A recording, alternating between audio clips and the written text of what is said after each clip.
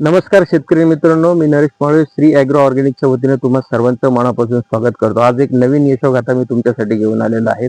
आत्ता मी जिथं उभा आहे ते रुंबोडी या गावी, रुंबोडी गावचे प्रगतशील शेतकरी आणि श्री ॲग्रो ऑर्गॅनिकचे अभ्यासू आणि प्रगतशील शेतकरी सन्माननीय अतुलदादा सावंत यांच्या मी टरबूजाच्या प्लॉटमध्ये आहे। टरबूजाचा हा जो प्लॉट आहे हा सिम्बा नावाची व्हरायटी आहे। 15 फेब्रुवारीला याचं प्लांटेशन झालं होतं। आज 13 एप्रिल आहे। साधारणपणे 60 दिवस आज या प्लॉटला पूर्ण झालेले आहेत आणि आपण पाहू शकता की या ठिकाणी अत्यंत सुंदर असा प्लॉट तयार झालेला आहे। मी कॅमेरामॅनला विनंती करेल की एकदा सर्व प्लॉट त्या ठिकाणी आपण एकदा आमच्या सगळ्या प्रेक्षकांना दाखवा। कुठेही प्लॉटला सर्वात महत्त्वाचं म्हणजे ट्रेस आलेला दिसत नाही। जी मुख्य समस्या असते टरबूजामध्ये ती असते विल्टिंगची, ज्याला आपण मर रोग म्हणतो। कुठेही मर रोग नाही।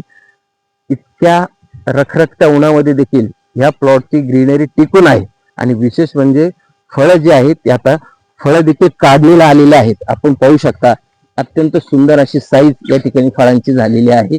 साधारण प्रत्येक फळ मी 2 ते 3 फळं या ठिकाणी तपासली। ॲव्हरेज 4 ते 4.5 किलो वजनाचं एक फळ या ठिकाणी झालेलं आहे। मग ह्या संपूर्ण प्लॉटचं व्यवस्थापन ज्यांनी केले असे अतुलदादा सावंत माझ्यासोबत आहेत। मी अतुलदादांना काही प्रश्न विचारणार आहेत। अतुलदादा नमस्कार। 15 फेब्रुवारीला प्लांटेशन झालेलं आहे अतुलदादा, नेमकं आपण याच्यामध्ये काय व्यवस्थापन केलं त्यामुळे ही सुंदर अशी टरबूजाची वाढी आम्हाला सगळ्यांना पाहायला मिळते? नमस्कार, माझं नाव अतुल सावंत। ही सिजंटा कंपनीची सिम्बा व्हरायटी आहे। 5,500 मी रोपं लावलेली आहेत। सुरुवातीला मी प्राथमिक त्याला प्लांटेशन झाल्यानंतर धनश्री क्रॉप सोल्युशनचे इनटेक ह्युमिस्टार व डिस्टिल्ड सॉइल याची ड्रिंचिंग केली। नंतर परत दुसरी मी 1448 व डिस्टिल्ड सॉइलची ड्रिंचिंग केली। नंतर पुन्हा हायड्रोस्पीड ची ड्रिंचिंग केली। नंतर मग वेळोवेळी 1448 सुरुवाती फुटव्याच्या काळात, नंतर मग फुगवणीच्या अवस्थेमध्ये 40-37 एकरी 3 किलो दिले।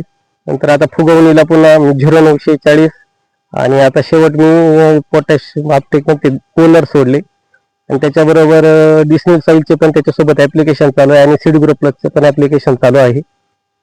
डिस्टिल्ड सॉइल आणि सीडग्रो चे ऍप्लिकेशन नंतर तुम्हाला सॉइल ऍप्लिकेशन मध्ये डिस्टिल्ड सॉइलचा नेमका काय अनुभव आला? डिस्टिल्ड सॉइलचा हा अनुभव असा आहे की कुठेही प्लॉटमध्ये विल्टिंग नाही।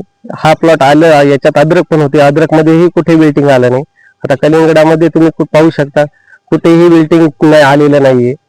आणि स्प्रेमध्ये मी यांचे तेजी फोट पण घेतले होते, त्याचे व्हायरससाठी पण अतिशय छान रिपोर्ट आलेले आहेत। सीडग्रो प्लस प्लसचा आपण उल्लेख केला। सीडग्रो प्लस प्लस वापरल्यानंतर तुम्हाला आलेला अनुभव हा नेमका कसा होता? सीडग्रो प्लस हे एनपीके अपटेक बॅक्टेरिया आहे, अतिशय छान रिझल्ट भेटलेत। जे आपण जे खत जे दिलेले आहेत ते अजून अपटेक होते आणि कलिंगडाची साईज पण चांगली झालेली आहे। हा संपूर्ण व्यवस्थापन करत असताना कलिंगडाच्या प्लॉटमध्ये बहुतांशी ठिकाणी विल्टिंगची समस्या खूप मोठ्या प्रमाणात येते।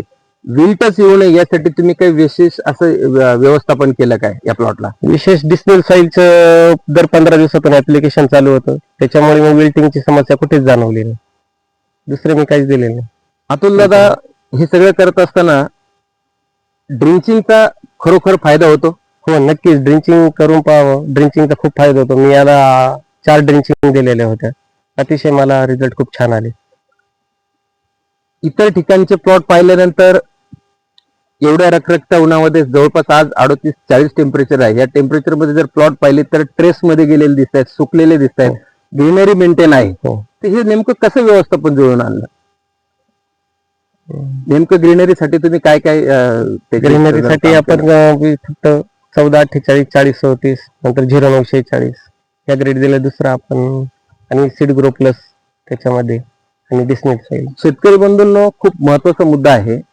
विल्ट समस्या येऊ नये म्हणून डिस्टिल्ड सॉइल वापरला असेल त्यांनी, साईजसाठी सीडग्रो वापरला असेल, सुरुवातीच्या काळामध्ये ह्युमिस्टार इंटेकचा त्यांनी खूप चांगल्या पद्धतीने वापर केलेला आहे आणि त्यानंतर पिकाची एका अवस्थेतून दुसऱ्या अवस्थेमध्ये जात असताना 1448 असेल, 04037 असेल, धनश्री क्रॉप सोल्युशनची ही दर्जेदार उत्पादनं त्यांनी वापरली आणि त्याचा आज प्रत्यक्षामध्ये आपण पाहूयात हा एक सुंदर असा प्लॉट डेव्हलप झालेला आहे। प्रत्येक फळ जवळपास आपण पाहिलं तर साधारणपणे 4 किलोच्या पुढे फळ गेलेलं आहे।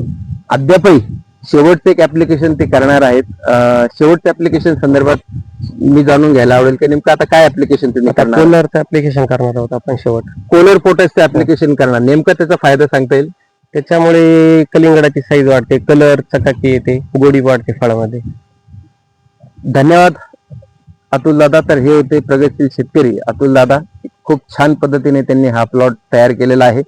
धनश्री क्रॉप सोल्युशनची पूर्ण ॲग्रोनॉमीची टीम सातत्याने त्यांच्या मागे असते. श्री ॲग्रो ऑर्गॅनिकचं मार्गदर्शन त्यांना सातत्याने मिळत असतं, परंतु त्यांची मेहनत ही खूप महत्वाची आहे आणि या मेहनतीचं फलश्रुत आपण पाहू शकता. खूप छान पद्धतीने प्लॉट तयार केलेला आहे. मी सर्व प्रेक्षकांना, शेतकरी बंधूंना विनंती करेल की अशीच नवीन नवीन व्हिडिओ पाहण्यासाठी आमच्या श्री ॲग्रो ऑर्गॅनिकच्या युट्यूब चॅनलला सबस्क्राईब करा. धन्यवाद. धन्यवाद अतुल दादा, आमच्याशी संवाद साधल्याबद्दल आभारी आहे.